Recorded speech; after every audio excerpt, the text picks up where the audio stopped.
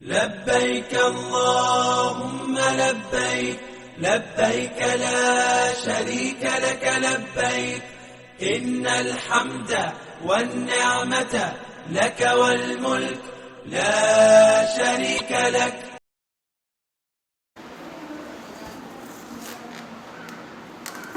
بسم الله الرحمن الرحيم نحمده ونصلي على رسوله الكريم اما بعد. معزز ماں بہنوں،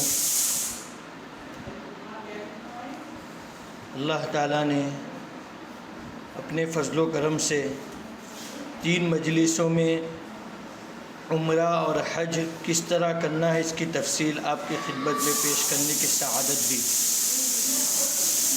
اللہ تعالیٰ قبول فرمائے. اس کے علاوہ جو باتیں تھیں کہ عمرہ کے اندر استلام کرنا، استقبال کرنا، طواف کے اندر، یہ تمام چیزیں سنت ہیں. اگر کسی عورت کا کسی وجہ سے استقبال چھوٹ گیا، استلام چھوٹ گیا، یا مردوں کے لیے جو استباء ہے کندھے کا کھلا رکھنا یا رمل کرنا، تو سنت کے چھوٹنے سے بھول سے چھوٹ گیا ہے تو انشاءاللہ کوئی فرق نہیں پڑے گا، ہمارا طواف ادا ہو جائے گا. ہاں، ایک سنت کا نورانیت الگ ہے.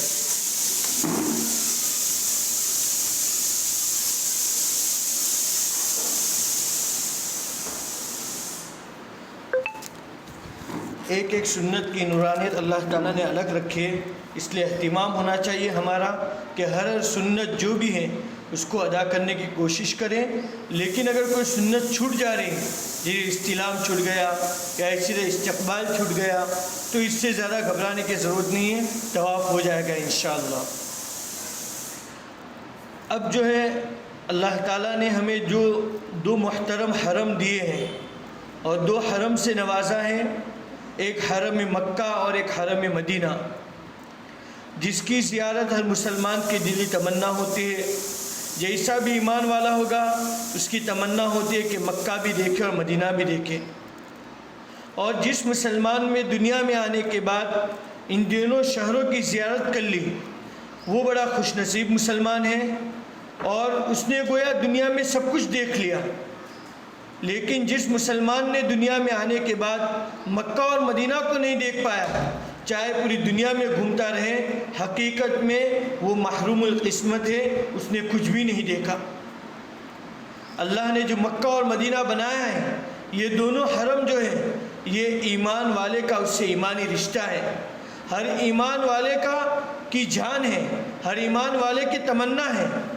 اور دونوں حرم جس جگہ پر واقع ہے، ایک مکہ میں واقع ہے اور ایک مدینہ میں واقع ہے، دونوں شہر بابرکت ہے، مقدس ہے، مبارک ہے. ایک شہر جس کا نام ہم مکہ کہتے ہیں اور دوسرا شہر جس کا نام مدینہ منورہ ہے، مدینہ طیبہ ہے. ایک میں اللہ تعالیٰ کا گھر ہے تو دوسرے میں ہمارے آقا محمد صلی اللہ علیہ وسلم کا گھر ہے. ایک کو خلیل اللہ علیہ السلام، ابراہیم علیہ السلام نے آباد کیا تھا، تو دوسرے شہر کی مسجد کو یعنی مسجد نبوی کو رسول اللہ صلی اللہ علیہ وسلم نے آباد کیا تھا. ایک شہر میں نبی کریم صلی اللہ علیہ وسلم کا مولد ہے، یعنی آپ صلی اللہ علیہ وسلم مکہ میں پیدا ہوئے ہیں، تو دوسرا آپ صلی اللہ علیہ وسلم کا مسکن ہے، یعنی اللہ کے نبی صلی اللہ علیہ وسلم وہاں رہے ہیں. ایک شہر میں نبی کریم صلی اللہ علیہ وسلم کے اجداد، دادا پردادا وغیرہ مدفون ہیں، وہاں ان کی قبریں ہیں. تو دوسرے شہر میں نبی کریم صلی اللہ علیہ وسلم خود آرام فرما رہے ہیں، آپ کے اہل بیت، آپ کے گھر والے مدفون ہیں. ایک شہر کے اندر اللہ تعالیٰ نے جلال و عظمت کی کیفیت اور رنگ کو پیدا کیا ہے، تو مدینہ منورہ کے اندر اللہ تعالیٰ کے جمال کا رنگ نظر آتا ہے. جلال، اللہ کی عظمت بڑائی مکہ میں دکھائی دے گی. ہم مکہ میں جب جائیں گے، وہاں کوئی بھی چیز خریدیں گے، دکانداروں سے ایک مرتبہ بھاؤ کیا، دوسری مرتبہ قیمت کریں گے، وہ کہے گی کلا، ہرگز نہیں، چلے جاؤ. اور مدینہ منورہ کے اندر وہاں کے جمال، اللہ تعالیٰ کا جو جمال کی صفتیں وہاں کے لوگوں میں بھی پائی جاتی ہیں، تواضع، عاجزی، انکساری، محبت ان میں پائی جاتی. ہم کتنا بھی ان سے پوچھیں گے وہ جواب دیں گے. تو گویا مکہ کے اندر اللہ تعالیٰ کا جلال ٹپکتا ہے اور مدینہ منورہ میں اللہ تعالیٰ کے جمال کا نظارہ نظر آتا ہے۔ یہ دو شہر کے رنگ ہیں۔ مکہ مکرمہ کو ابراہیم خلیل اللہ علیہ السلام کی دعا پر اللہ تعالیٰ نے حرم بنا دیا، محترم بنا دیا، تو مدینہ طیبہ کو ہمارے آقا حضرت محمد سے اللہ تبارک و تعالیٰ نے مدینہ کو حرم قرار دیا۔ مکہ کے لیے ابراہیم علیہ السلام نے ایک دعا کی، ہمارے آقا صلی اللہ علیہ وسلم نے مدینہ کی برکتوں کے لیے دگنی دعائیں فرمائی ہیں۔ اور مدینہ جو ہے یہ اسلام کا مرکز ہے۔ مدینہ جو ہے قیامت تک اسلام کا مرکز رہے گا، ہمارے آقا صلی اللہ علیہ وسلم کے زمانے سے تھا، قیامت تک رہے گا۔ حدیث میں اللہ کے نبی نے فرمایا کہ ایمان اس طرح مدینہ کی طرف سمٹ کر جائے گا جیسا کہ سانپ اپنے سوراخ کی طرف لوٹتا ہے۔ یعنی جس طریقے پر پہلے مدینہ میں اسلام تھا، پھر پوری دنیا میں پھیلا، ایک وقت آئے گا کہ مدینہ میں قیامت تک اسلام کا غلبہ رہے گا، اسلام کا بول بالا رہے گا۔ ایک روایت میں اللہ کے نبی نے فرمایا کہ مدینہ منورہ جو ہے اسلام کا گنبد ہے، ایمان کا مرکز ہے اور ہجرت کی سرزمین ہے، اور فرمایا حلال و حرام، حلال و حرام کے علم کا مرجع ہے، یہاں سے ہر مسئلہ معلوم ہو سکتا ہے۔ تو اللہ تعالیٰ نے ہمیں جو ہے حرم مکی میں کیا کرنا ہے اور مکہ مکرمہ میں کیسے وقت گزارنا ہے، اور حاجی کے الحمدللہ وہاں پہ حج میں، عمرہ میں تمام زیارتیں ہو جاتی ہیں، اللہ تعالیٰ نے تمام چیزیں ہمیں کہلوائی اور اللہ آسانی سے وہاں کروا بھی لے۔ اب اس کے بعد حجاج کرام چاہے مرد ہو یا عورتیں مکہ کو چھوڑ کر مدینہ کی طرف جاتے ہیں۔ تو یہ حرم مدنی مدینہ منورہ کی زیارت ہم جب کرنے جائیں تو اس کو کوئی معمولی نہ سمجھے، بلکہ ایک بہت بڑی عبادت کے لیے ہم جا رہے ہیں۔ بلکہ کتابوں میں یہاں تک لکھا ہوا ہے کہ حج اور عمرہ کرنے والوں کے لیے مدینہ جا کر مزار اقدس صلی اللہ علیہ وسلم یعنی اللہ کے نبی صلی اللہ علیہ وسلم کے روضے کی زیارت قریب الواجب ہے، واجب کے قریب ہے۔ آپ صلی اللہ علیہ وسلم نے کیا فرمایا؟ جس نے میری قبر کی زیارت کی اس کے لیے میری شفاعت ضروری ہو گئی، اور جس نے حج کیا اور میری زیارت نہیں کی اس نے مجھ پر ظلم کیا۔ یعنی گویا اللہ کے نبی ناراض ہو جاتے ہیں جو مرد یا عورت حرم مکی میں آیا اور حرم مدنی میں نہ جائے، اس کے لیے اللہ کے نبی سے ناراض ہو جاتے۔ تو خلاصہ یہ ہے کہ ہم مکہ کے بعد مدینہ جائیں گے انشاءاللہ، اور یہ بہت بڑی عبادت ہے جو کئی سالوں کے ہمارے دلوں کی تمنا ہوتی۔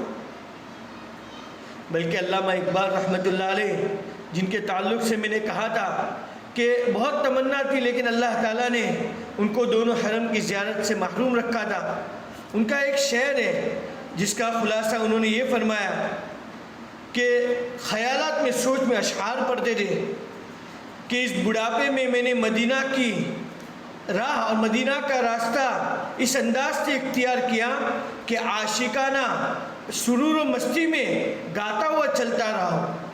یعنی ایک جیسے ایک عاشق اپنے معشوق کو ملنے کے لیے جس طرح چلتا ہے، اشعار گاتا ہے، میں بھی اپنی سوچ میں اپنے خیال میں مدینہ کا سفر اختیار کر رہا ہوں۔ اور فرماتے چو آ مرغے کے در صحرا در شام کشاید پر یہ فکرے بفکرے آشیانہ، کہ میری کیفیت جب میں خیال سوچ رہا ہوں کہ مدینہ میں کس طرح جاؤں گا، اس طرح جاؤں گا جس طرح ایک پرندہ صبح اور شام اپنے گھونسلے کو تلاش کرنے کے لیے کیسے پریشان رہتا ہے، کبھی یہاں بھاگتا ہے کبھی یہاں بھاگتا ہے۔ میری بھی یہی کیفیت ہے کہ میں اللہ کے نبی صلی اللہ علیہ وسلم کی دیدار کے لیے، آپ کے روزے کے دیدار کے لیے میں بھی اسی انداز سے جس طرح پرندہ اپنے پیروں کو بچھاتا ہے اور پھیلاتا ہے، میں بھی یہی کیفیت کے ساتھ اور شوق و رغبت کے ساتھ مدینہ جاؤں۔ تو اللہ تعالیٰ ہمیں بھی مدینہ انشاءاللہ لے جائے گا۔ اب سوال یہ ہے کہ پہلے مدینہ جانا چاہیے مکہ جانا چاہیے؟ تو اس کے تعلق سے ملا علی قاری رحمۃ اللہ علیہ نے جو لکھا ہے کہ اگر کوئی مرد یا عورت مکہ جا رہا ہے اور راستے میں مدینہ منورہ پڑ جاوے، یعنی مدینہ منورہ سے گزر رہا ہے، تو اس کے لیے ضروری ہے کہ وہ پہلے مدینہ منورہ میں جائے، اللہ کے نبی صلی اللہ علیہ وسلم کے روضے اقدس کی زیارت کرے، اس کے بعد مکہ جائے۔ لیکن اگر کوئی مرد یا عورت سیدھا مکہ جا رہا ہے، راستے میں مدینہ نہیں آ رہا ہے، تو اس مرد یا عورت کا اگر حج فرض ہے تو اس شکل میں پہلے وہ مکہ جائے گا، حج کی زیارت سے حج مکمل کرے گا، اس کے بعد اللہ کے نبی صلی اللہ علیہ وسلم کے روزے پر حاضر ہوگا۔ اس لیے کہ ہم گنہگار ہیں، ہماری زندگی کیسی ہے ہم جانتے ہیں۔ اللہ کے نبی صلی اللہ علیہ وسلم کے دربار میں جب حاضر ہو تو طواف اور عمرہ اور حج کرنے کے بعد پاک صاف ہو جاتے ہیں تو پہلے مکہ جانا چاہیے، اور اگر نفل حج ہے، پہلے حج ہو چکا ہے، تو اس کے لیے اختیار دیا ہے، چوائس دیا ہے کہ چاہے پہلے مکہ جائے چاہے پہلے مدینہ جائے۔ اور مسلمان کی کیفیت ہوتی ہے کہ پاک صاف ہو کر اللہ کے نبی کی خدمت میں جائے، اس لیے اکثر و بیشتر پہلے مکہ جاتے ہیں، انشاءاللہ اس کے بعد مدینہ ہم جائیں گے۔ اب مدینہ کے حاضری کے وقت خاص آداب کی رعایت کرنا ضروری ہے، خاص آداب کی۔ اگر ہم سے آداب کی رعایت نہیں ہوئی تو بہت نقصان ہوگا۔ اب اس وقت کیسے ہم کو آداب کی رعایت کرنی ہے؟ اس کے لیے سب سے پہلے جو ہے ہم جیسے مدینہ کی طرف جائیں اور مدینہ کا سفر مکہ سے واپسی ہو تو اس وقت اخلاص نیت، سب سے پہلے نیت صحیح ہونی چاہیے۔ کیا نیت ہونی چاہیے؟ کہ میں اللہ کے حبیب سرکار مدینہ محمد مجتبی احمد مجتبی صلی اللہ علیہ وسلم کے روزے اقدس کی زیارت کے لیے جا رہا ہوں۔ جو اللہ کے نبی جو آرام فرما رہے اس روزے کی زیارت کے لیے جا رہی ہوں، اور مسجد نبوی کی زیارت کے لیے جا رہی ہوں، وہاں کے ثواب کو پانے کے لیے جا رہی ہوں۔ اس لیے کہ مسجد نبوی کے اندر اور حرم مدینی میں ایک ایک نیکی کا ثواب 50,000 ہے، 50,000 برابر ثواب ہے۔ تو یہ نیت سے جائے کہ اللہ کے نبی کی زیارت کے لیے جا رہا ہوں، آپ صلی اللہ علیہ وسلم کے روزے کی زیارت کے لیے جا رہی ہوں، اور مسجد نبوی کی زیارت کے لیے جا رہی ہوں، بلکہ خود اللہ کے نبی کی زیارت کی نیت کرنی ہے۔ اور اللہ کے نبی نے مسجد نبوی کی زیارت، روزے اقدس کی زیارت پر جو فضیلتیں بتلائی ہے اس کو ذہن میں رکھنا ہے اور یقین کے ساتھ جانا ہے کہ مجھے یہ چیزیں ضرور نصیب ہوگی۔ چنانچہ اللہ کے نبی نے کیا فرمایا؟ آپ صلی اللہ علیہ وسلم نے فرمایا کہ من زار قبری وجبت لہ شفاعتی، جس نے میری قبر کی زیارت کر لی اس کے لیے میری شفاعت واجب ہو گئی۔ کتنی بڑی چیز ہے! ایک مسلمان مرد یا عورت مدینہ میں چلا گیا اور عزیز ماں بہنوں اللہ کے نبی کی قبر کی زیارت کر لی، کل انشاءاللہ قیامت کے دن اللہ تعالیٰ حشر کے میدان میں اللہ کے نبی ہماری شفاعت کرے گا۔ دوسری روایت میں فرمایا کوئی مسلمان کسی دنیاوی یا کسی اور حاجت سے نہ آوے، صرف میری زیارت سے مدینہ میں آیا تو کان حق علی ان لکون لہ شفیعا یوم القیامہ، تو مجھ پر واجب ہو گیا کہ قیامت کے دن میں اس کے لیے شفاعت کروں۔ اور اسی لیے ایک روایت میں فرمایا من زارنی بعد وفاتی عند قبری فکأنما زارنی فی حیاتی، کہ جس نے میرے مرنے کے بعد میری قبر میں میری زیارت کی، میرے قبر کے پاس آ کر گویا اس نے میری زندگی میں مجھے دیکھا، میری زیارت کی۔ کتنی خوش نصیبی ہے! ہم اللہ کے نبی کی قبر میں جا رہے، آقا فرما رہے کہ گویا اس نے میری زندگی میں مجھے دیکھا۔ تو ہم کو شوق ہونا چاہیے، ایک جذبہ ہونا چاہیے کہ ہم اللہ کے نبی کی قبر پر جا رہے، اللہ کے حبیب صلی اللہ علیہ وسلم کی زیارت نصیب ہوگی اور اللہ کے حبیب صلی اللہ علیہ وسلم کی شفاعت نصیب ہوگی۔ تو پہلا کام اخلاص نیت ہے، صرف اور صرف اللہ کے لیے جانا ہے۔ دوسرا کام جو ہے وہ ہمیں ظاہری غسل کے ساتھ روحانی غسل بھی کرنا ہے۔ ہمارے اکابرین نے لکھا ہے کہ مدینہ طیبہ میں حاضری کا ارادہ ہو تو انسان اپنے سب گناہوں سے سچی پکی توبہ کرے، جسمانی غسل کے ساتھ روحانی غسل بھی کر کے جانا چاہیے۔ یہ سچی توبہ روحانی غسل ہے، گناہوں سے بالکل پاک ہو جائے۔ کیوں؟ اس لیے کہ ہم دنیا کا دستور ہے کہ اگر کوئی دوست سے ملاقات کی ہمیشہ تیاری، کہ ہمارے گھر پہ کوئی آ گیا اور دروازہ کھٹکھٹایا تو ہم کیا کرتے ہیں؟ سب سے پہلے آدمی یہ کرتا ہے کہ سویا ہوا ہو تو کھڑا ہوتا ہے، منہ دھو دیتا ہے، تھوڑا برش کر لیتا ہے، اگر کپڑے مرد نے نکالے تو جبہ پہن لیتا ہے، ایک آداب کی رعایت کے ساتھ پوری تیاری کے ساتھ ملنے جاتا ہے۔ جو مہذب آدمی ہوتا ہے، جس کو کوئی ڈھنگی نہیں، وہ الگ بات۔ پھر اس کے بعد انسان اپنے دوست سے ملاقات کرتا ہے، اگر بڑے سے ملاقات کرنی ہو تو لوگ کپڑے بھی نئے سلواتے ہیں، اور پتہ نہیں کہ جتنا بڑا آدمی ہوتا ہے آدمی اس کے لیے کتنی تیاریاں کرتا ہے۔ تو ہم اپنے ہر گناہ سے سچی پکی توبہ کر لیں، یہ روحانی تیاری ہے کہ مکہ سے ہی بلکہ ابھی سے ہی اپنے آپ کو توبہ کا عادی بنائے، مکہ میں بھی عادی بنائے اور سفر میں پہلے بھی اللہ سے توبہ کر لے۔ جب ہم اللہ تعالیٰ سے گناہوں کو معاف کر لیں گے تو نبی کریم صلی اللہ علیہ وسلم کی خدمت میں حاضری، اس حاضری کو شرف قبولیت کی سعادت نصیب ہوگی، یعنی اللہ ہمارے حج کو بھی قبول کرے گا۔ اس لیے بزرگوں نے لکھا ہے، عجیب بات لکھی ہے، حضرت شیخ عبدالحق محدث دہلوی رحمۃ اللہ علیہ نے اپنی کتاب جذب القلوب میں عجیب بات فرمائی کہ اچھی طرح سمجھ لینا چاہیے کہ رسول اللہ صلی اللہ علیہ وسلم کی زیارت کا قصد کرنا اور آپ صلی اللہ علیہ وسلم کی مسجد نبوی کی زیارت سے مشرف ہونا حج مقبول کے برابر ہے، یعنی گویا یہ بھی حج سے مقبول کا ثواب ہے، بلکہ جو حج ادا کر کے آیا ہے اس کی بھی قبولیت کا ذریعہ اور سبب ہے۔ اگر اس کے آداب کی رعایت کی اور اچھے انداز سے اگر ہم نے اس کا رعایت کی تو ہمارا جو حج ہوا ہے وہ بھی انشاءاللہ قبول ہوگا، اور یہ ضروری ہے۔ شاعر نے کہا ہے، مدینہ کا ارادہ ہو تو عشق نبوی پیدا کر، مدینے کا ارادہ ہو تو عشق نبوی پیدا کر، تعلق ہو نہ جن سے ان کے گھر جانا اچھا نہیں۔ اگر محبت ہی نہیں ہوگی، ولولہ اور شوق نہیں ہوگا تو مدینہ میں کیا جائے گا؟ اس لیے ہم کو مدینہ جانے کے لیے دوسرا کام کیا کرنا ہے؟ ظاہری غسل کے ساتھ ساتھ روحانی غسل کرنا ہے، توبہ استغفار کرنا ہے، اللہ کو راضی کرنا ہے۔ تیسرا کام یہ کرنا ہے کہ ذوق و شوق سے مدینہ کا سفر ہو، شوق ہونا چاہیے، ایسا ذوق ایسا شوق ہونا چاہیے جیسے کوئی دور سے آنے والا عاشق اپنے محبوبہ سے اپنے عاشقہ سے کس طرح ملاقات کرتا ہے، جیسے جیسے سفر کرتا ہے آدمی کو اور شوق پیدا ہوتا ہے، ابھی جا کے اپنے امی سے ملوں گا، ابھی جا کے ملاقات ہوگی، اس طرح ایک شوق ہونا چاہیے۔ بلکہ بزرگوں نے لکھا ہے کہ ایسی نظمیں، ایسے ترانے جو عشق نبی میں ہو، اللہ کے نبی کے لیے نعتیہ کلمہ ہو، ہمارے پاس موبائل میں ہو، ہمارے کتاب ہو، اس کو ہم مدینہ کے سفر میں پڑھتے جائیں، آہستہ آہستہ آواز نہ آئے، گنگناتے جائیں، جس سے عشق پیدا ہوگا۔ عجیب عجیب اشعار ہیں، ہم کو گنگنانے چاہیے اور یاد کرنے چاہیے۔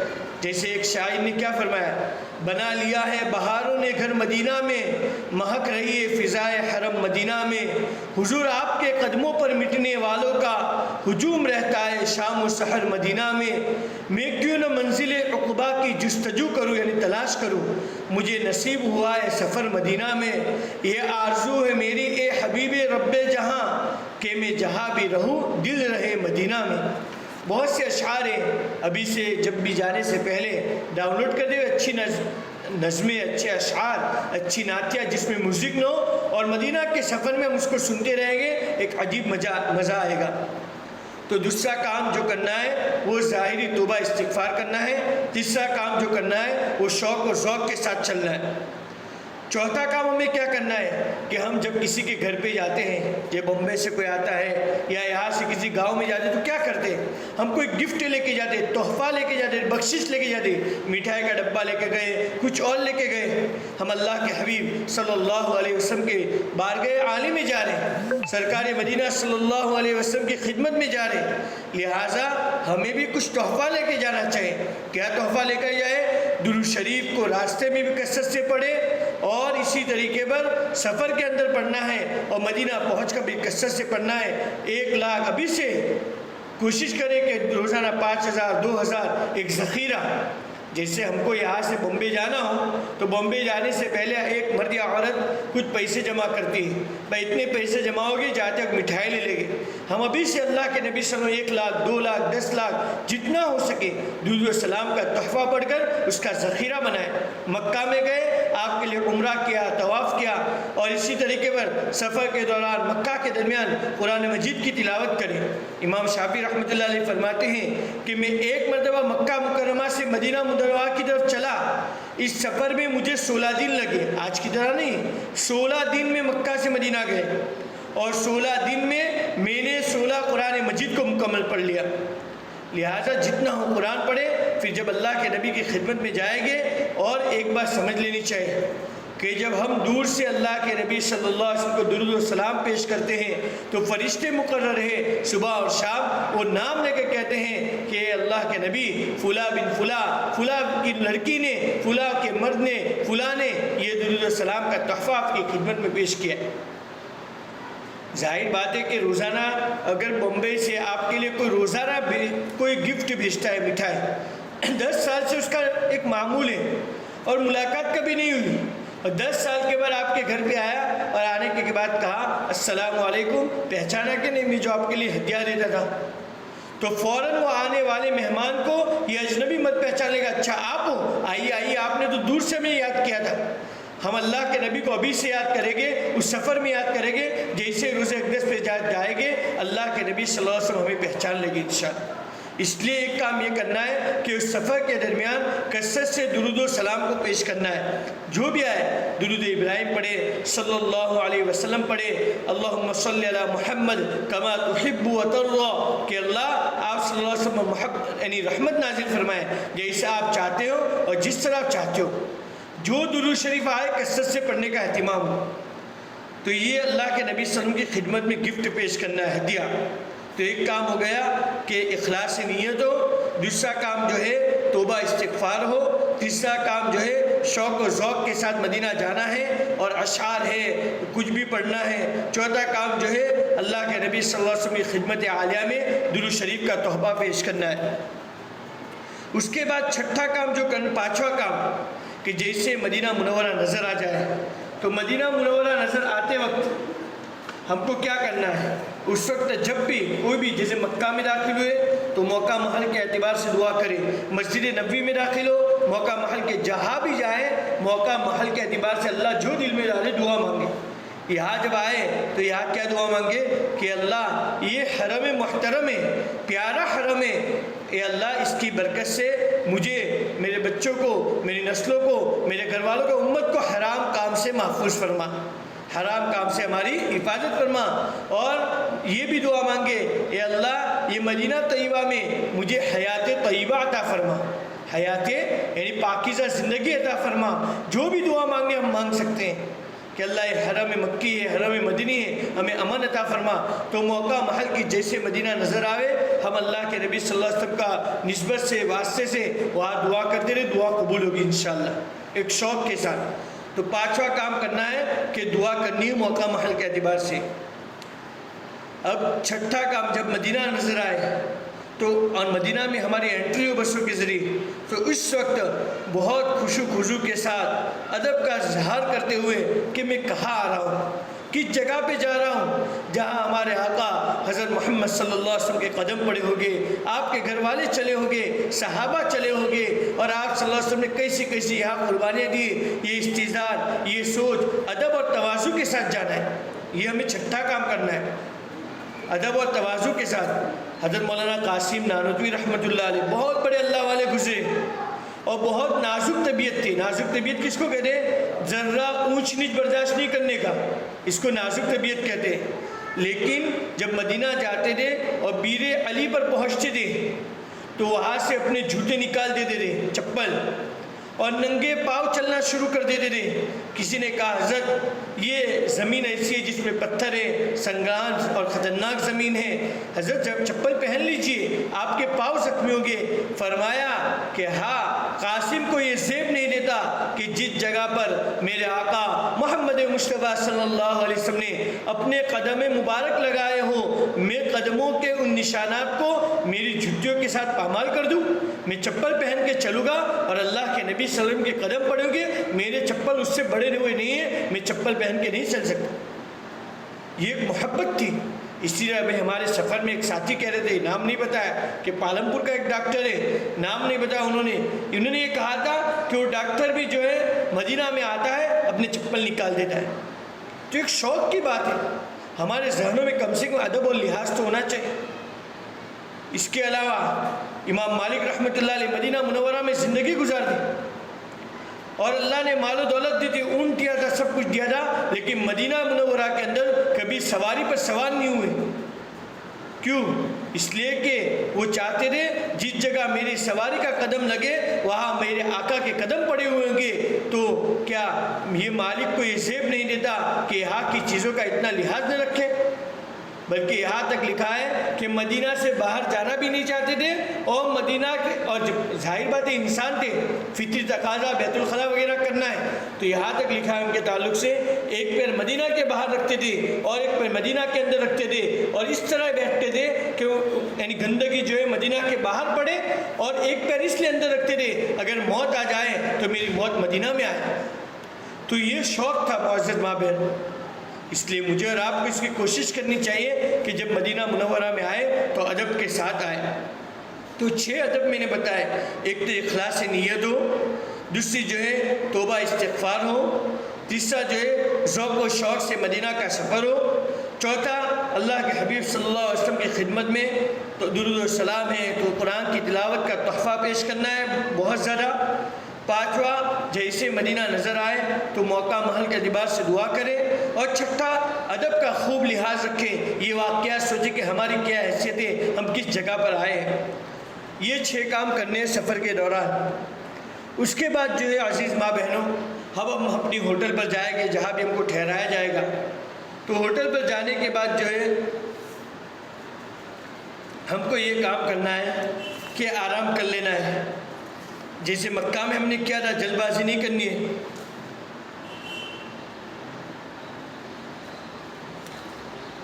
اور اس کے بعد جب تھکان دور ہو جائے، اطمینان ہو جائے، تو اچھی طرح غسل کرے۔ ہم نے روحانی غسل تو کر لیا، توبہ استغفار کر لیا، اب اچھی طرح غسل کرے، مسواک کرنا ہے، عمدہ سے عمدہ کپڑے پہنے۔ مردوں کے لیے اگر مرد ہیں ہمارے تو سفید کپڑا بہتر ہے، اور عورتوں کے لیے تو کوئی بھی کلر ہو، اچھے سے اچھے کپڑے پہنے۔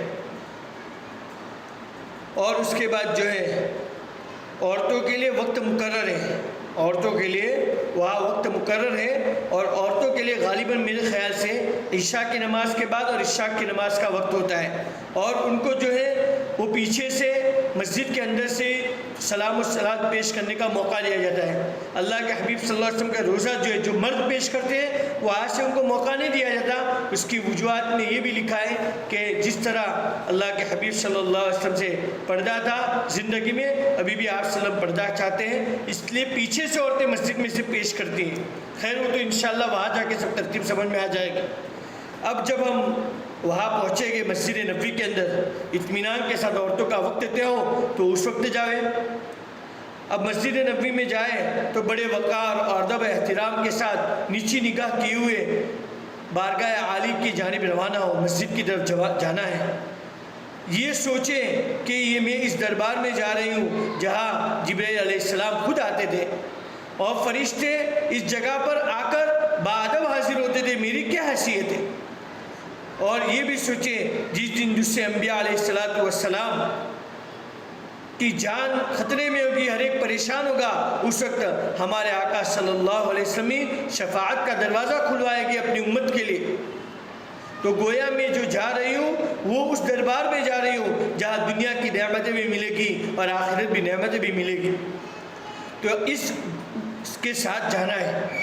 تو سب سے پہلے میں نے کہا کہ جانے سے پہلے جو ہے ہم کو پہلے 6 بتائے، اب گھر پر آگے آرام کر لیا، اس کے بعد 4 آداب ہیں۔ پہلا آداب یہ کہ ظاہری تیاری کر لے، غسل وغیرہ اچھے کپڑے پہن لے، وقت معلوم کر لے۔ دوسرا کام جو کرنا ہے مجھے اور آپ کو وہ یہ کرنا ہے کہ صدقہ کرنا ہے۔ صدقہ یہ ہمارے اکابرین کا یہ بھی معمول رہا ہے، صدقہ، اس لیے کہ پہلے قرآن کریم کے اندر ایک آیت ہوتی تھی کہ جب اللہ کے نبی صلی اللہ علیہ وسلم کے روزے پر جاؤ ملاقات کے لیے تو بات کرنا چاہو تو صدقہ کرو، اللہ کے نبی سے بات کرنا چاہو تو صدقہ کرو۔ اور یہ آیت اتری تو حضرت علی رضی اللہ عنہ نے اس پر عمل کیا، لیکن اللہ تعالیٰ نے امت کے لیے آسانی کر دی اور بعد میں اس حکم کو بدل دیا، منسوخ کر دیا کہ اب یہ حکم نہیں رہا، اب صدقہ کرنا ضروری نہیں ہے۔ لیکن کیا ہوا کہ ہمارے اکابرین نے اس آیت کی وجہ سے آج تک عمل کر رہے ہیں، بہت سے اکابر کر رہے۔ حضرت شیخ زکریہ رحمۃ اللہ علیہ فضائل اعمال جنہوں نے لکھی، ان کے تعلق سے لکھا ہے کہ جب بھی مکہ سے مدینہ آتے تھے یا کہیں سے مدینہ آتے تھے 5,000 10,000 ریال صدقہ کرتے تھے۔ 5,000 10,000 ریال کس کو کہا؟ یعنی ان کے ذہنوں میں ایک شوق تھا، ایک ولولہ تھا ہمارے پاس طاقت نہیں ہو تو ہم اتنا سارا صدقہ نہ کریں.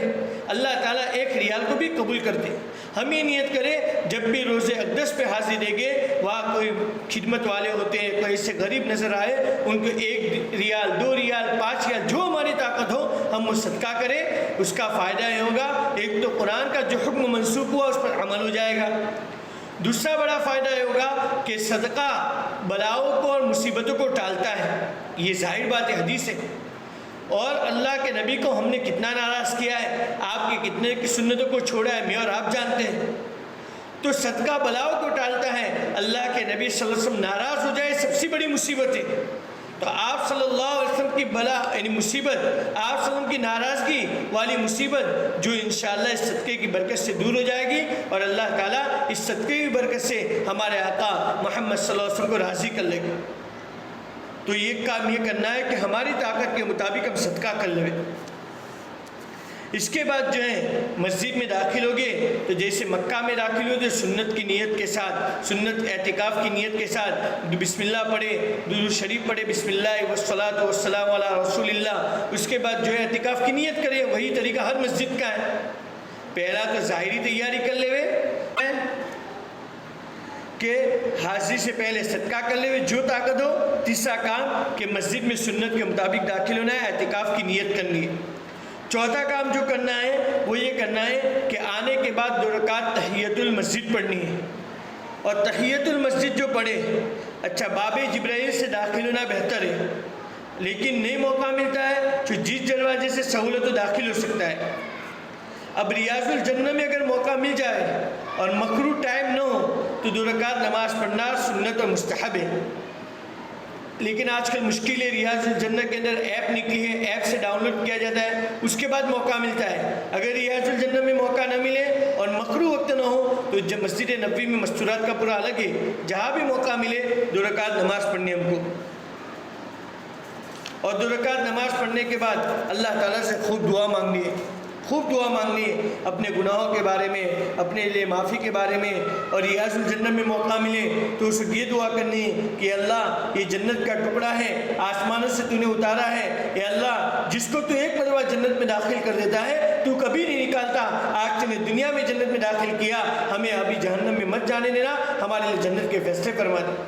اس طرح دعا کرے. موقع نہیں مل رہا ہے تو اس شکل کے اندر جہاں موقع ملا 2 رکعت پڑھی, دعا کی, معافی مانگی کہ اللہ ہم اللہ کے نبی صلی اللہ علیہ وسلم کی خدمت میں جا رہے ہیں, اے اللہ آپ کو ہم سے راضی فرما لے, ہمارا صلاۃ و سلام جو ہم پیش کریں اللہ کے نبی قبول کر لے. اس کے لیے خوب دعائیں کیجیے. جب دعا وغیرہ کر لیے, فارغ ہو گئے, تو اب کیا کرنا ہے. تو مردوں کے لیے تو کیا ہے, میں نے کہا کہ وہ جو ہے اللہ کے نبی صلی اللہ علیہ وسلم کا جو روزہ ہے تو آپ کے سر کی طرف مرد حضرات آتے ہیں اور ان کا یعنی ان کی پیٹھ جو ہوتی ہے وہ قبلے کی طرف ہوتی ہے. اب عورتوں کی کیا ترتیب ہے, ظاہر میں میرے خیال سے مسجد کے اندر عورتیں ہوتی ہیں تو یہ مسجد کے پیچھے کی طرف یعنی گویا اللہ کے چہرہ ان کا جو ہوگا وہ یہاں اس طرف ہوگا یعنی قبلے کی طرف ہوگا, تو وہاں پہ عورتیں ہوگی. لیکن اس میں خاص جو خیال رکھنا ہے, جب بھی عورتوں سلامی پیش کرنے کے لیے جائے تو خاص اس کا خیال رکھے کہ وہاں شور نہیں ہونا چاہیے. مستورات بہت شور کرتی ہے, بہت ہنگامہ کرتی. ایک بات یاد رکھے, اللہ کے نبی صلی اللہ علیہ وسلم قبر اطہر میں زندہ ہے, ہمارا یقین ہے. ہم سوتے ہیں, ہم کو تکلیف ہوتی ہے, مستورات اتنا آواز کرتی ہے کہ قابو سے باہر ہے. اس لیے ہر عورت یہ خیال رکھے جس سے کرے نہ کرے میں اللہ کے نبی کے دربار میں جا رہی ہوں, اور جہاں سے بھی ہم درود سلام پیش کریں گے. مولانا یوسف صاحب رحمۃ اللہ لکھا ہے کہ میرے نزدیک تو پورے مسجد نبوی میں سے کہیں بھی سلام پیش کر سکتے ہو. اس لیے ہم کوشش کریں مخصوص اوقات میں عورتوں کا جو طریقہ ہو وہاں جا کر درود و سلام پیش کرنا ہے. اس کا طریقہ بتا دیتا ہوں, لیکن آواز نہیں ہونی چاہیے. اس لیے کہ اللہ تعالیٰ فرماتے ہیں اگر تمہاری آواز میرے محبوب کی آواز سے بلند ہو گئی, تحبط اعمالکم وانتم لا تشعرون, کیے ہوئے عملوں کو ضائع کر دے گے, تمہیں پتہ بھی نہیں چلے گا. صحابہ آہستہ باتیں کیا کرتے تھے, اتنا ادب کا خیال کیا کہ حضرت علی رضی اللہ عنہ کو جب مسجد نبوی کے دروازے بنانے تھے تو انہوں نے بنانے والے کاریگروں کو بلایا اور ان سے اس طرح بات کی کہ دروازے جو ہے وہ مسجد نبوی سے باہر کہیں دور بنائے جائیں گے تاکہ پورا آواز وہاں ہو جائے, صرف مسجد میں لا کر آپ کو فٹ کرنا ہے. تاکہ یا اللہ کے نبی صلی اللہ علیہ وسلم کی خدمت میں ذرہ بھی شور نہ ہو۔ اس لیے ام مومنین حضرت عائشہ رضی اللہ عنہ کیا فرماتی تھی؟ اگر کوئی شور کرتا تو اس کو پیغام بھیجواتی، اس کو خبر بھیجواتی، لا ترفعوا اصواتکم فوق صوت النبی، کہ اپنے آواز کو نبی کریم صلی اللہ علیہ وسلم کی آواز سے اونچا نہ کرو۔ تو لہٰذا یہ خیال کرے کہ جب ہم جہاں حاضر ہیں یہ وہ جگہ ہے، تو بہرحال ہم یہاں جتنے ذوق و شوق کے ساتھ اور محبت کے ساتھ حاضر ہو اور ادب کے ساتھ آہستہ ہو، اس کا خاص اہتمام رکھنا ہے کہ شور نہیں کرنا ہے۔ خیر اس کے بعد ہم کو جو کرنا ہے، اچھا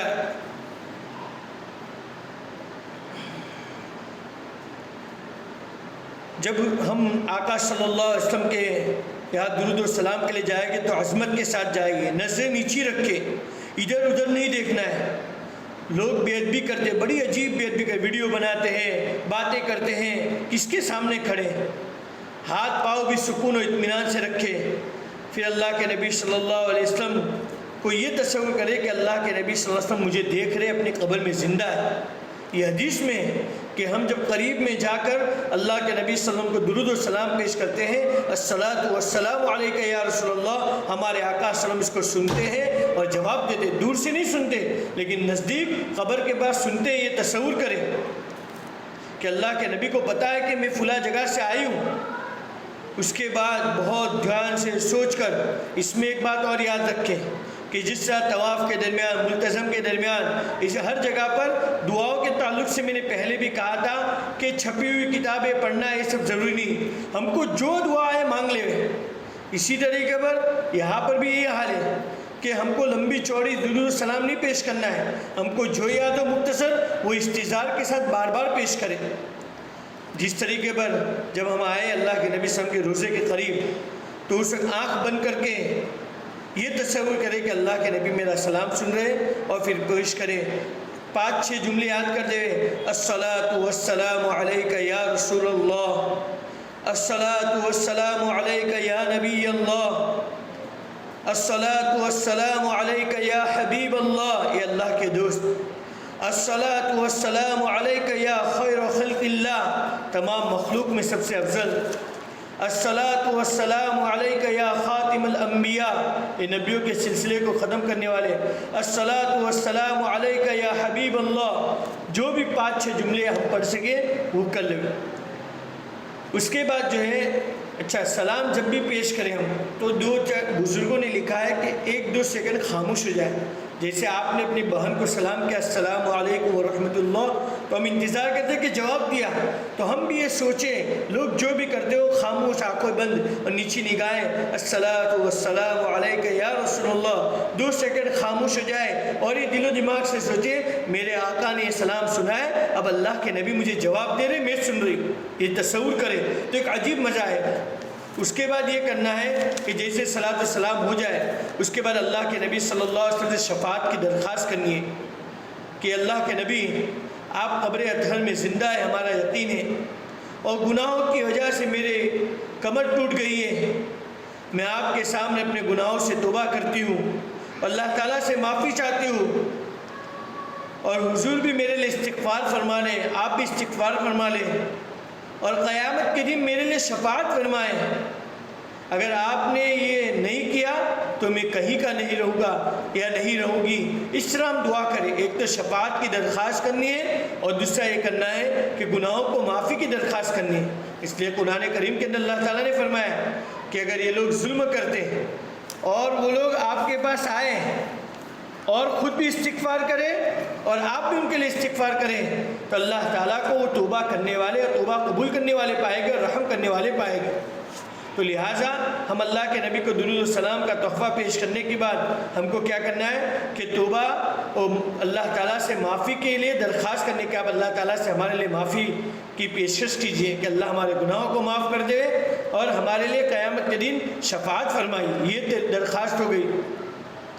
اب اس کے بعد جو دعا مانگنے سب مانگ سکتے، دل میں موقع تو ملتا نہیں ہے لیکن موقع ملے اور نہ ملے تو میں نے کہا تھا کہ اللہ کے رسول یا اے اللہ یہاں پر تیرے آقا صلی اللہ علیہ وسلم نے، تیرے نیک ولی نے جتنے خیر و بلائی دعا مانگی ہے مجھے، میری نسلوں کو، پوری امت مسلمہ کو عطا فرما اور تمام شر و فتن سے حفاظت فرما. یہ بہت آسان جملہ. اس کے بعد کیا کرنا ہے؟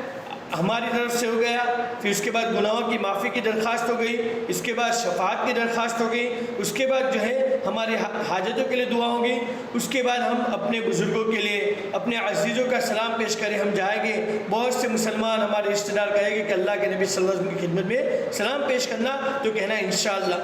اگر نام لے کے یاد ہو تو ہم یوں کہیں الصلاۃ والسلام علیک یا رسول اللہ من فاطمہ من ساجدہ، جو بھی ہے، یا اللہ کے نبی ساجدہ کی طرف سے میں سلام پیش کر رہی ہوں، اے اللہ کے نبی آپ قبول فرما لیجیے. نام یاد نہیں ہے، سب کا یاد نہیں آ رہا ہے، تو یہ کہہ دیجئے کہ آپ پر ایمان رکھنے والے اور آپ کا نام لینے والے میرے بزرگوں اور عزیزوں اور دوستوں نے بھی سلام عرض کیا ہے، حضور ان کا بھی سلام قبول فرما لیے اور ان کے لیے اپنے رب سے مغفرت مانگے، اور وہ بھی حضور کی شفاعت کے طلبگار اور امیدوار ہیں کہ آپ ان کے لیے بھی قیامت کے دن شفاعت کیجیے، ان کے لیے بھی یہ کام کر لیجیے.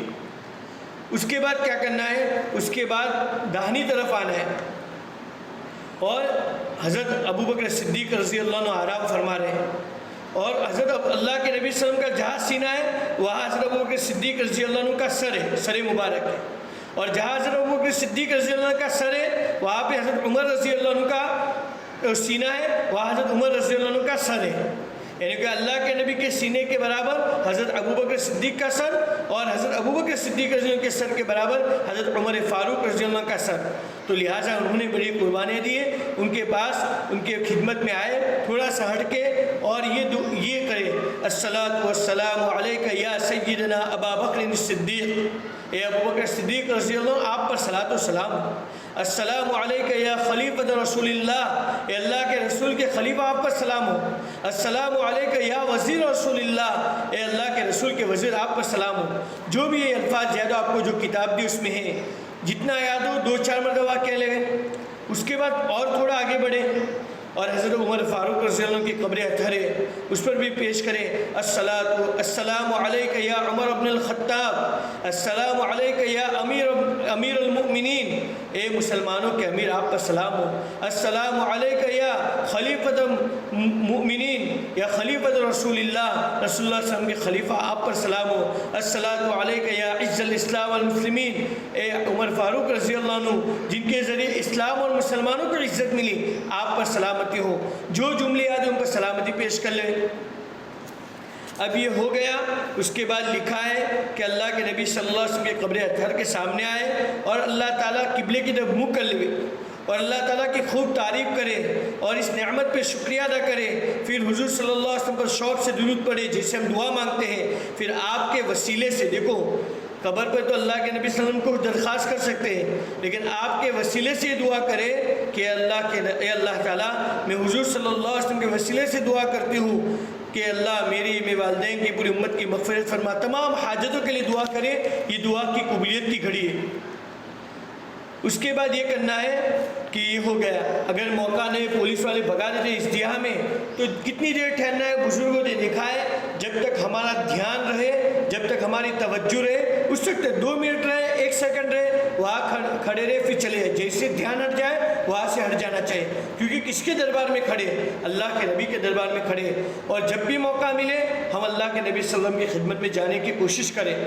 ہاں میں نے آسانی کے بتلایا کہ اگر عورتوں کو ہر وقت موقع نہیں ملتا، مردوں کے لیے تکلیف ہوتی ہے، تو اس کے لیے مولانا یوسف صاحب رحمۃ اللہ علیہ نے جو بات فرمائی ہے کہ ہم جہاں نماز پڑھتے ہو مدینہ نبوی میں، وہ پوری مسجد نبوی میں کہیں بھی کھڑے ہم اللہ کے نبی صلی اللہ علیہ وسلم پر درود و سلام پیش کر سکتے ہیں. کوئی حرج نہیں ہے.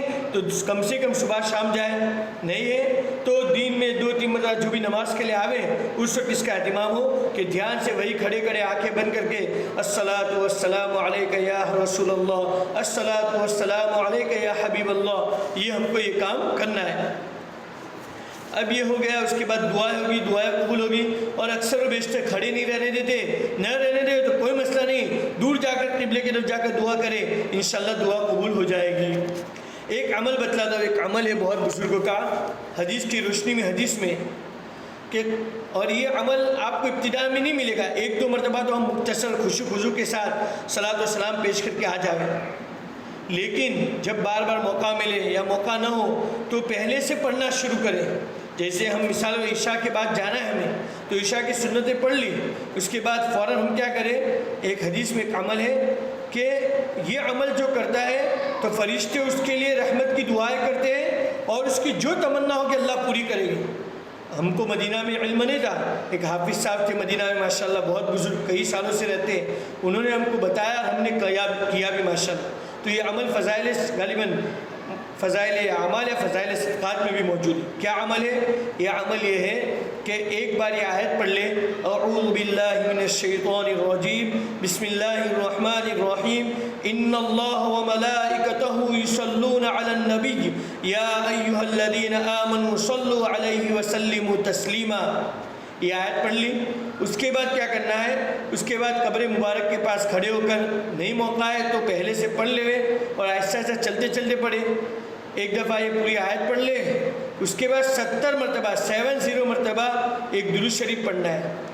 کیا درود شریف پڑھنا ہے؟ صلی اللہ علیہ وسلم یا رسول اللہ، صلی اللہ علیہ وسلم یا رسول اللہ، صلی اللہ علیہ وسلم یا رسول اللہ۔ 70 مرتبہ یہ پڑھیں گے تو اللہ فرشتے اس کو پکارے گا، صلی اللہ علیہ وسلم وعلیک یا فلاں، کہ فلاں اللہ تعالیٰ ان پر درود و سلام نازل فرمائے اور تجھ پر بھی رحمت نازل فرمائے اور اس کی حاجتیں پوری کی جائے گی۔ اس کے بعد ہم جو دعا کریں گے انشاءاللہ قبول ہوگی۔ اس لیے میں آپ کو ایک عمل بتلا دیا ہے، انشاءاللہ اس کا بھی فوٹو بھیج دوں گا اگر موقع رہا تو۔ یہ بھی ایک آسان، یہ ضروری نہیں ہے، یہ تو بعد میں آپ کہیں سے بھی کر سکتے ہیں۔ میں نے کہا مسجد نبوی میں ایک طرف کونے میں کھڑے ہو جائیں اور پڑھ کے پھر آہستہ آہستہ چلے اور اللہ کے نبی کے روزے کے پاس آ کر حاجتیں مانگے، انشاءاللہ قبول ہوگی۔ یہ ہمارا کام ہو گیا۔ الحمدللہ جب بھی موقع ملے صبح شام آدمی کو جانا چاہے۔ اب جو ہے کچھ زیارتیں ہیں مسجد نبوی کے اندر، تو اس مسجد نبوی کے اندر جو زیارتیں ہیں اس کو ہم کو کیا کرنا چاہیے۔ اچھا دوسری بات کہ اگر جالیوں کو پاس جانے ملتا ہے، نہیں مجھے علم نہیں ہے، لیکن لوگ جالیوں کو چومتے ہیں اور بوسہ دیتے ہیں اور نہ جانے کیا کرنی، فضیلت کی کوئی بات نہیں اللہ کے نبی کے روزے کے، یہ تو ادب کے خلاف ہے، بلکہ وہاں تو سر کو جھکا کر آنکھیں بند کر کے چلنا چاہیے۔ اس کے بعد جو ہے مردوں کے لیے ہے کہ مسجد نبوی میں باجماعت نماز کا اہتمام کرے، 40 نمازیں۔ عورتوں کے لیے دونوں حرم میں افضل اور بہتر یہ ہے کہ گھروں میں ہی نماز پڑھے۔ مکہ میں تو بہت اہتمام کرے کہ گھر میں جب طواف کے لیے آوے تبھی پڑھے، کیونکہ مکہ میں نماز کے وقت بہت بھیڑ ہوتی ہے اور پھر عورتوں کو بڑا مسائل ہوتے ہیں، خاص طور پر حج کے زمانے میں، اس لیے خوب اہتمام کرے۔ اگر طواف کے لیے آئے ہوئے تھے اس شکل کے اندر ہم نماز پڑھے تو ایسی جگہ پڑھے جہاں مرد عورت کا اختلاط نہ ہو، تاکہ مردوں کی نماز فاسد نہ ہو۔ مدینہ میں عورتوں کی نماز کا پورا الگ ہے، تو اس میں بھی ادب کا رعایت رکھیں، شور ہنگامہ نہ کریں، اور پوری نمازیں مسجد نبوی میں پڑھنے کی ضرورت نہیں ہے۔ آپ جہاں بھی نماز پڑھیں گے انشاءاللہ 50,000 نمازوں کا ثواب مل جائے گا۔ ہاں جب آپ صلی اللہ علیہ وسلم کو صلاۃ و سلام پیش کرنے کے لیے آئے اور اس وقت نماز کا وقت ہو گیا ہو، یا عصر مغرب عشاء پڑھ لی، جو موقع محل ہو تو پڑھ سکتے ہیں، کوئی حرج نہیں، لیکن اہتمام ہو گھر پہ۔ اب مسجد نبوی کا سب سے اہم حصہ جو ہے وہ روضہ اقدس ہے، ریاض الجنہ کا ٹکڑا، جنت کا ٹکڑا۔ یہ اللہ کے نبی صلی اللہ علیہ وسلم کا روزہ جو ہے اور اللہ کے نبی کا جو ممبر ہے اس کے درمیان کا حصہ ہے، جس کو ریاض الجنہ کہا جاتا ہے۔ اس کے ستونوں پر سفید پتھر لگے ہوئے اور ہرے پھولوں کا سفید کارپیٹ، قالین بچھا ہوا ہے۔ اللہ کے نبی نے فرمایا میرے گھر اور میرے ممبر کے درمیان جنت کی کیواریوں میں سے کیاری ہے۔ کیا مطلب ہے؟ بعض حضرات نے فرمایا کہ زمین کا ٹکڑا جو ہے بیا ہی نہیں، کل جنت میں چلا جائے گا، اللہ جنت میں لے جائے گی، ابھی جو ریاض الجنہ ہے وہ۔ یا یہ مطلب ہے کہ اس حصے میں جس نے عبادت کی آخرت میں جنت کے باغ نصیب ہوگی انشاءاللہ، یہ مطلب ہے۔ تو وہاں بھی ایپ کے ذریعے ہو جاتا ہے، انشاءاللہ ہو جائے گا، اور آدھا گھنٹہ 25 منٹ ہم کو موقع ملا تھا، انشاءاللہ اللہ سب کو موقع دے گی۔ ریاض الجنہ کے اندر 7 ستون ہیں، 7۔ وہ 7 ستون کے مختصر نام، پہلا نام جو ہے الف سے شروع کر، استوانہ ابو لبابہ، پھر آتا ہے تقسیم جیم، استوانہ جبرائیل، پھر جیم کے بعد آتا ہے ہا، استوانہ حنانہ، استوانہ حرس، اور 4 ہو گئے۔ اسی طریقے استوانہ سریر سین، پھر استوان عائشہ اور استوان وفود، الف و استوان ابو لبابہ، یہ وہ ستون اور کھمبا اور پلر ہیں جہاں ایک صحابی حضرت ابو لبابہ رضی اللہ عنہ نے اپنے آپ کو باندھ لیا تھا، اور جب اللہ نے ان کی توبہ قبول کی اس کے بعد وہاں سے چھوڑے تھے، یہاں بھی دعا قبول ہوتی ہے۔ دوسرا ہے استوان جبرائیل، جھیم آیا کہ یہ وہ مقام ہے، وہ ستون ہے جہاں عموماً نبی کریم صلی اللہ علیہ وسلم اور حضرت جبرائیل علیہ السلام سے ملاقات ہوتی تھی۔ تیسرا ہے استوان حنانہ کہ اللہ کے نبی صلی اللہ علیہ وسلم، یہ ستون جو ہے محراب جو ہے اللہ کے نبی صلی اللہ علیہ وسلم کا وہاں بالکل قریب ہے، محراب جو مسجد میں ہوتا ہے، یہ کھجور کا ایک تنا تھا اور تنا دفن ہے جس پر ٹیک لگا کر آپ صلی اللہ علیہ وسلم پہلے جو ہے ممبر نہیں بنا تو اللہ کے نبی وہاں خطبہ دیتے تھے۔ جب خطبہ دینا بند کر دیا، جب ممبر بن گیا تو ایسا رو رہا تھا، ایسا رو رہا تھا جسے چھوٹا بچہ ماں کے جانے پر روتا ہے، بلکتا ہے، تو وہاں پر اللہ کے نبی صلی اللہ علیہ وسلم ہاتھ رکھا اور شفقت کا ہاتھ رکھا، اس کے بعد وہ ٹھنڈک اور محسوس ہوا، اس کو اطمینان ہوا، تو یہ استوان حنانہ ہے، وہاں بھی دعا قبول ہوتی ہے۔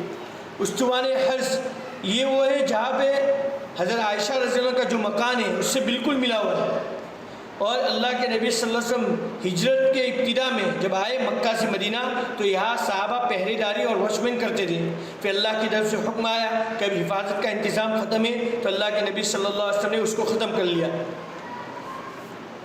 4 ہو گئے، استوان ابو لبابہ، استوان جبرائیل، استوان حرز اور استوان حنانہ۔ ایک ہے استوان سریر، سریر کہتے پلنگ کو، اللہ کے نبی صلی اللہ علیہ وسلم اعتکاف کرتے تھے تو وہاں پر اللہ کے نبی صلی اللہ علیہ وسلم آرام فرماتے تھے۔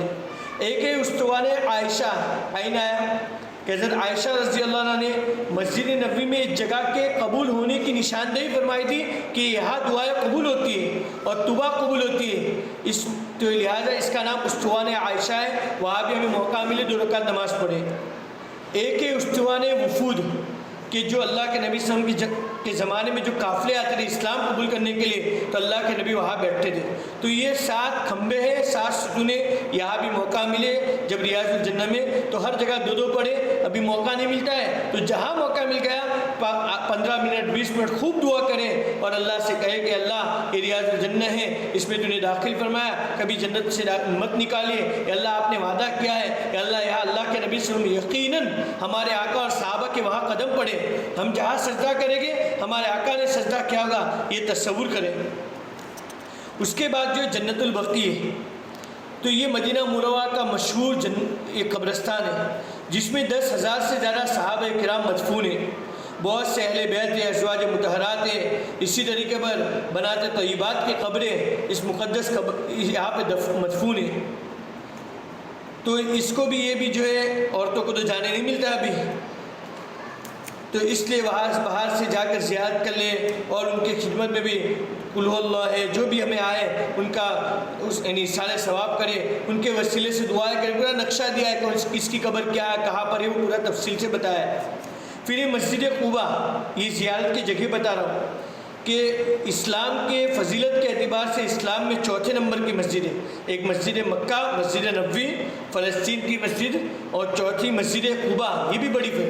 نبی کریم صلی اللہ علیہ وسلم ہجرت فرمانے کے بعد سب سے پہلی جو مسجد تعمیر کی تھی یہ مسجد قباء تھی، اور نبی کریم صلی اللہ علیہ وسلم نے فرمایا مسجد قباء میں 2 رکعت پڑھنے کا ثواب ایک عمرہ کے ثواب کے برابر ہے، 4.5 کلومیٹر دور ہے، دور نہیں ہے مسجد۔ تو اللہ کے نبی صلی اللہ علیہ وسلم سنیچر کے دن مسجد قباء جاتے تھے اور نفل نماز پڑھتے تھے، اور بعض روایتوں میں کہ پیر کے دن یعنی پیر اور جمعرات کو بھی جاتے تھے، لہذا جب بھی موقع ملے وہاں بھی 1-2 مرتبہ جائیں، 2 رکعت تحیۃ المسجد پڑھے اور 2 رکعت اس نیت سے پڑھے کہ ایک عمرے کا ثواب ملے گا۔ ایک ہے مسجد قبلتین، یہ وہ مسجد ہے جس میں اللہ کے نبی صلی اللہ علیہ وسلم کی تمنا تھی پہلے سے، اور قرآن میں پورا تذکرہ ہے کہ قبلہ جو ہے کعبۃ اللہ کی طرف ہو جائے، تو اللہ کے نبی صلی اللہ علیہ وسلم اس مسجد میں ظہر کی 2 رکعت نماز پڑھ رہے تھے مسجد اقصیٰ کی طرف دیکھ کر، فلسطین میں جو ہے، اور اللہ کے نبی کی تمنا اللہ نے پوری کی، اور نماز کے درمیان ہی مسجد حرام یعنی مکہ معظمہ کی طرف رخ کرنے کا حکم آیا کہ اب 2 رکعت جو اس طرف پڑھو، تو آپ نے تمام جتنے پیچھے مقتدی پڑھ رہے تھے ان کے ساتھ بیت اللہ کی طرف رخ کر دیا، تو گویا ایک نماز 2 قبلوں کی طرف پڑھی گئی، ایک فلسطین کی طرف ایک کعبہ کی طرف، اس لیے اس کا نام ہو گیا مسجد قبلتین۔ اب یہ مسجد بہت عالیشان بنی ہوئی ہے، تو وہاں جا کر عبادت کرنا بھی ثواب کا باعث ہے، اور نشانیاں بھی لگی ہوئی کہ یہ پہلے اس طرف نماز پڑھی تھی پھر اس طرف پڑھی تھی، یہ ہو گیا۔ اسی طریقے پر ہے کہ زیارت شہدائے احد، احد جو ہے مدینہ منورہ کے اندر ایک بہت بڑا پہاڑ ہے۔ اللہ کے نبی نے فرمایا کہ احد پہاڑ کو ہم سے محبت ہے اور ہمیں اس سے محبت ہے، اور احد کے اندر جو ہے جنگ احد کا معرکہ پیش آیا، جنگ ہوئی تھی جہاں 70 بڑے بڑے صحابہ کرام شہید ہوئے تھے، خود ہمارے آقا صلی اللہ علیہ وسلم کے دانت شہید ہوئے تھے اور زخمی ہوئے تھے، اور بہت ساری چیزیں ہوئی تھیں۔ اس میں سب سے بڑی جو ہے حضرت آپ صلی اللہ علیہ وسلم کے چچا حضرت حمزہ رضی اللہ عنہ کا واقعہ پیش آیا تھا، سید الشہداء، جو کلیجہ چبایا گیا تھا، پورا قصہ ہے۔ تو اللہ کے نبی صلی اللہ علیہ وسلم کا ایک معمول تھا کہ آپ سال میں کم سے کم ایک مرتبہ شہداء احد کی زیارت کے لیے تشریف لے جاتے تھے، اور حضرت فاطمہ رضی اللہ عنہ کا معمول تھا ہر جمعرات کو حضرت حمزہ کی قبر رضی اللہ عنہ کی قبر کی زیارت کے لیے تشریف لے جاتے تھے، اور اس وقت جب جاتی تھی تو بہت روتی تھی، وہ حالات دیکھتی تھی، کیا منظر تھا، ہم بھی وہ قصہ پڑھے، اس لیے ہم بھی جائیں تو احد شہداء کے بعد جائیں، ان کی خدمت میں صلاۃ و سلام پیش کریں، الصلاۃ والسلام السلام علیک یا عم رسول اللہ، اے اللہ کے رسول، ہم کے چچا آپ پر سلامتی ہو، اے شہداء احد آپ پر سلامتی ہو، ان کے وسیلے سے دعا کریں، اے اللہ انہوں نے قربانی دی، ہمیں ایمان کی استقامت کی توفیق دے، ہمارے بچوں کو قربانیوں کے لیے کوئی یہ دعا کر سکتے ہیں۔ اس کے علاوہ جو ہے کچھ اور بھی زیارت کی جگہ وہ آپ کو جو ہے مدینہ منورہ کی چند مسجدیں، مسجد جمعہ ہے جہاں اللہ کے نبی نے مسجد پڑھی تھی پہلی نماز، مسجد غمامہ ہے، مسجد ابوبکر صدیق ہے، مسجد بنی قریظہ ہے، مسجد ابراہیم ہے، مسجد علی ہے، مسجد رایا، مسجد اجابہ، بہت ساری مسجدیں۔ اور جنگ خندق کے موقع پر جو جنگ ہوئی تھی، بڑی کھڈا کھودا گیا تھا، تو حضور صلی اللہ علیہ وسلم نے اسی موقع پر دعا کی تھی اور قبول ہوئی تھی، اور مسلمانوں کو فتح نصیب ہوئی تھی، اس لیے اسے مسجد الفتح بھی کہتے ہیں، وہ بھی کرے۔ اور اس کے قریب میں 4 دوسری مسجدیں، مسجد ابوبکر، مسجد عمر، مسجد عثمان، مسجد سلمان، اور یہ مسجد فتح، تو مساجد خمسہ کہا جاتا ہے، تو اس کی بھی ہم زیارت کریں۔ یہ تمام چیزیں، اور بھی بہت ساری مسجدیں۔ اب جب مدینہ منورہ سے ہم رخصتی ہوئے تو اس وقت جو ہے مبارک شہر تھا، ہم سے جو ادب ہونا چاہیے نہیں ہوا، اور روزانہ کم سے کم درود شریف کا اہتمام ہو، ٹارگٹ بنا دے ہوئے، اگر عورت ناپاکی کی حالت میں ہے تو اہتمام کرے کہ نہیں جائے گی، لیکن 1,00,000 مرتبہ درود السلام پڑھے، 40 درود لے جاوے، برکات المکیہ لے جائے، اور ہو سکے تو صلی اللہ علیہ وسلم کا ورد کرے۔ ہر عورت 50,000 مرتبہ کہ اس سفر میں مجھے اتنی درود اللہ کے نبی کی خدمت میں 1,00,000 مرتبہ، یہ کوشش کرے، یہی ہمارا کام ہے۔ مسجد نبوی میں کچھ کام نہیں، وہ بنگالی مارکیٹ دیکھنے کے لیے نہ جائے ماں بہنیں، ایک مرتبہ چلے گئے کچھ خرید لیا الگ بات ہے، روزانہ ہماری عورتیں جاتی ہے، وقت ضائع کرتی ہے، بالکل نہ جائے، وقت کی قدر کرے۔ پھر جب سرکار عالم صلی اللہ علیہ وسلم سے مبارک شہر سے واپسی کا ارادہ ہو تو انتہائی حسرت و افسوس، اور اللہ کے نبی صلی اللہ علیہ وسلم جدائی پر سب سے غمگین ہو، اور مسجد نبوی میں حاضر ہو کر واپسی کی نیت کے ساتھ 2 رکعت نفل ادا کرے، پھر اللہ کے نبی صلی اللہ علیہ وسلم کی خدمت میں حاضر ہو کر الوداع آخری صلاۃ و سلام عرض کرے، اور پھر رو کر اللہ کے سامنے دعا کرے، اور اللہ کے نبی صلی اللہ علیہ وسلم کے دربار میں الوداع حسرت پر نظر ڈالتے ہوئے اور جدائی پر افسوس کرتے ہوئے واپس ہو، اور یہ دعا کرے کہ اللہ مکہ اور مدینہ کی حاضر آخری حاضر مت بنا، بار بار بنا، اور زبان سے یہ کہہ رہے ہوں مدینہ سے باچشمے تر جا رہا ہوں، نہیں چاہتا دل مگر جا رہا ہوں، زمانہ یہ کہتا ہے گھر جا رہا ہوں، حقیقت میں جنت بدل جا رہا ہوں۔ اور واپسی میں خاص طور پر دعا کرے، انشاءاللہ اللہ دوبارہ لائے گے۔ اس کے علاوہ 1-2 باتیں اور کہنی ہے کہ مدینہ کے اندر جو ہے کسی بھی چیز کا عیب نہیں نکالنا ہے، کسی بھی چیز کا، اس کا بڑا اہتمام ہونا چاہیے، اس لیے کہ مدینہ کے اندر جو ہے اگر عیب نکالا تو بڑے خطرناک چیز ہے۔ اعتراض نہ کرے، پسند آوے نہ آئے، خاموش رہے۔ ورنہ ایک مثال دی، ہمارے بزرگوں نے ایک واقعہ لکھا ہے کہ ایک آدمی مدینہ طیبہ آیا، صبح ناشتے کی چیز لینے دکان پر چلا گیا اور بہت سی چیزیں خریدی۔ دکاندار نے کہا بھائی دہی لے لو، اس نے جلدی سے زبان سے ایک لفظ کہہ دیا کہ بھائی مدینہ کی دہی تو کھٹی ہوتی ہے۔ یہ جملہ نکلا تھا عزیز ماں بہنوں، رات کو اللہ کے نبی صلی اللہ علیہ وسلم کے خواب میں زیارت ہوئی اور آقا نے فرمایا اچھا تم کہتے ہو مدینہ کی دہی کھٹی ہوتی ہے تو پھر یہاں سے نکل جاؤ۔ اب صبح آنکھ کھلی تو بڑا گھبرایا، بزرگوں علماء سے پوچھا، بندہ کہے خواب اگر ایسا ہے تو تمہیں چلے جانا چاہیے، سب نے یہی جواب کہا، لیکن جی نہیں چاہتا رہا. احد پہاڑ کے پاس آئے اور اللہ کے نبی صلی اللہ علیہ وسلم کے چچا کے سامنے آ کر صلاۃ و سلام پیش کیا اور اس کے بعد ایصال و ثواب کرنے کے بعد دعا مانگی کہ ہو سکتا ہے کہ اللہ کے نبی صلی اللہ علیہ وسلم کے چچا کی برکت سے راضی ہو جائے. خیر رات کو خواب میں دیکھا کہ حضرت حمزہ رضی اللہ عنہ خواب میں آئے ہیں اور انہوں نے کیا فرمایا, دیکھو تمہیں نبی کریم صلی اللہ علیہ وسلم یہ فرما چکے ہیں کہ یہاں سے چلے جاؤ, جلدی سے یہاں سے نکل جاؤ. اگر تم نے یہ کام نہیں کیا تو تمہارے ایمان کے ختم ہونے سلب ہونے کا خطرہ ہے. تو یہ مجھے اور آپ کو دیکھنا ہے کہ یہ وہ ایسے ہے, یہ ایسے ہے, یہ چیزیں نہیں. یہ تو ایسا ہوا کہ ایک بادشاہ بھنگی کو بلاوے اپنے گھر میں اور بلانے کے بعد بھنگی کے آپ کا یہ کلر ہونا چاہیے, ایسا ہونا چاہیے. تو بادشاہ کہے گا کہ تو بلایا ہے اور اعتراض کر رہا ہے, تو اس کا اہتمام ہونا چاہیے کہ خاموش رہے مکہ مدینہ میں, کسی کا عیب نہیں, اپنے کام سے کام, کسی کا تعاون کرے, مدد کرے. دوسری بات کہ وہاں مسجد نبوی میں دسترخوان لگتے ہیں, تو جب بھی دسترخوان لگے اگر کوئی شرعی عذر نہیں, بیماری نہیں تو لے لے. بہت سخی ڈیل ہے, ہم تو کچھ نہیں کر سکتے. بڑے بڑے مالدار روزانہ دسترخوان لگاتے. ہمارے یہاں تو مہمان آ گیا تو 2 دن آئے گا تو کہ روزہ جاؤ ساتھ نہیں, وہاں تو روزانہ پابندی سے بڑے بڑے مالدار خوشی سے پیش کرتے, دہی پیش کرتے, پاؤ پیش کرتے. تو یہ سمجھ کے ہم کریں کہ اللہ کے نبی صلی اللہ علیہ وسلم کے ہم مہمان ہیں اور اللہ کے نبی صلی اللہ علیہ وسلم کی طرف سے دعوت ہو رہی ہے. اس کو لے ہوئے بیٹھ سکتے ہیں, کوئی شرمانے کی ضرورت نہیں. بنداس کھا لے اگر طاقت ہو, نہیں لے بھی سکتے ہیں, وہاں کوئی کچھ نہیں پوچھے گا. اس کا بھی اہتمام ہو اور اس کو عیب نہ لگائے. کوئی لے رہا ہے تو اس کی طرف طنز نہ کرے. یہ اللہ کے نبی کی طرف سے دعوت ہے.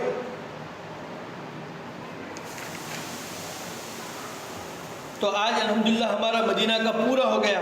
خلاصہ میں بتلا دوں کہ جب مدینہ کی طرف چلے تو اخلاص نیت کے ساتھ چلے اور ظاہری غسل کے ساتھ روحانی غسل, توبہ استغفار کرے, ذوق و شوق کے ساتھ مدینہ کرے. نمبر 4 اللہ کے نبی صلی اللہ علیہ وسلم کی خدمت میں گفٹ اور تحفہ لے کے درود و سلام